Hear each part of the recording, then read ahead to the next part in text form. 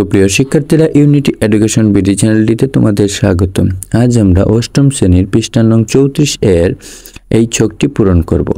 এই ছকটিতে সাধারণত পিনকোড 4 অঙ্কের হয়, তবে কখনো কখনো আর বেশি অঙ্কের হতে পারে। আমরা আগের শ্রেণীতে ক্রেডিট কার্ডের পিনকোড সম্পর্কে জেনেছি। মুঠোফোনের পিনকোডও একইভাবে কাজ করে। এবার আমরা এই ছকটিতে বাড়ি থেকে পূরণ করে আনব। পরিবারে কতজন সদস্য নিরাপত্তার জন্য পিনকোড চালু করেন? এই ছকগুলো পূরণ করব। তাহলে চলো এই ছকগুলো পূরণ করি। পরিবারে কতজন সদস্য নিরাপত্তার জন্য পিনকোড চালু করেছেন? উত্তর লিখব, আমার পরিবারের 3 জন সদস্য তাদের স্মার্টফোনকে নিরাপদ রাখার জন্য পিনকোড চালু করেছেন। পরিবারের সদস্যরা মুঠোফোনের নিরাপত্তার জন্য কি কি পদক্ষেপ নিয়ে থাকেন? উত্তর লিখব, আমরা পরিবারের সদস্যরা মুঠোফোনের নিরাপত্তার যেসব পদক্ষেপ নিয়ে থাকেন এগুলো হলো: 1.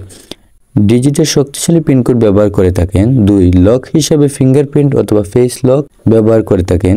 3.